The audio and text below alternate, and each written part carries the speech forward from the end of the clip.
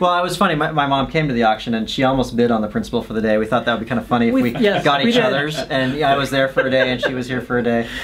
My wife and I had 2 kids, and so we have a almost 1-year-old and a 2.5-year-old. And when we had our children, we thought being by the grandparents would be nice for us all. So we agreed on that idea. Since he was young, he would want to be a teacher and play teacher, and when he was just a little kid, he'd bring all the neighborhood kids over, and he's there running the classroom up in the playroom. And so we've had fun doing talking shop over the years, not only as teachers but now as principal. And she has been my boss. There was about a year in between. In so many ways.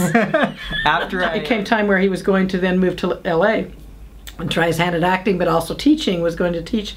So he asked me for a letter of recommendation because I was his boss. So I remember typing this up on, you know, St. John Fisher letterhead, and it's all these, of course, because he was a fabulous teacher, what can I say? And all these glowing terms and, you know, descriptions. And then at the bottom, you know, Sue Harris, principal, and I was saying to my administrative assistant there, do you think anybody's gonna make Harris the connection? Harris is such a common name. Nobody will know. We decided, and see, it didn't work against you, right? We've been pretty similar, I think, in just our personalities and kind of the way we approach things in life. I always looked up to her as a mentor and as an educator, as a public speaker, and I think, you know, a lot of my skills with acting or my skills with public speaking or as a teacher, as an educator, come from, you know, all of the nights we would go to her you know, assemblies or events, and, you know, I'd see her up there, and she just had such a way about her, and it was always very impressive. And looking back, I learned, I had on-the-job training really most of my life. You know, there'd be times when we'd be in the car going to vacation for a week, and Mom would be working on the master schedule, you know, or that she'd be going through a capital campaign at St. John Fisher and have the architect blueprints out on the dining room table. And so, I mean, I learned how to be a leader, just osmosis, kind of, you know, soaked that in throughout the years. It wasn't the type of situation where I never saw my mom, or, you know, she was always gone. I mean, she always found a way to find that work-life balance that worked really well, and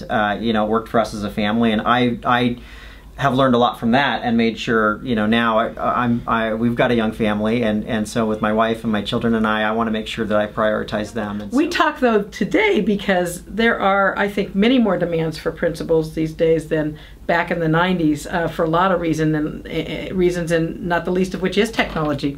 You didn't have email that you had a, you know, list this long of email waiting for you when you walked into your office, and so we talk a lot about making sure, you know, you keep that balance. I'm being a little mom here for him sometimes, and, you know, we dish it back and forth, but yeah, I worry, you know, you're working too hard, you know, and you know, Mom, yeah, I'm doing fine, you know, and Brad and I are just thrilled with all he's done.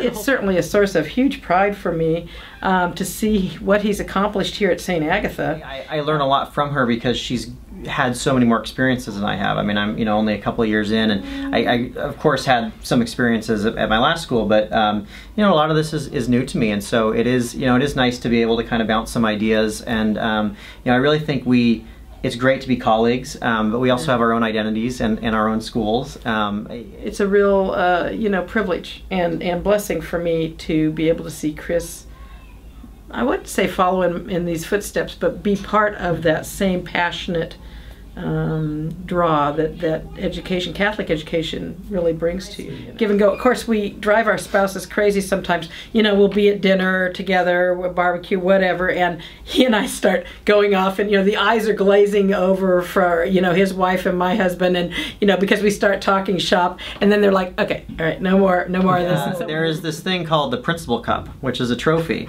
And it goes back and forth. Be careful with that. If we win a big game, then the Principal Cup comes to live at St. Agatha, and then if St. Cecilia wins, it goes back. So we are the St. Agatha Storm. And we are the St. Cecilia Cyclones. So they're the tornadoes, we're the lightning bolts, but we're the only two weather-related mascots in the diocese. Which we are very proud of. So in our team, St. Agatha is 105, St. Cecilia is only 103 years old. So, you know, Ed, I'm never going to catch up. I'm just saying. Young man who I think has accomplished so much and is such a wonderful representative of Catholic education. That's a product of all of those teachers and principals in all of those Catholic schools.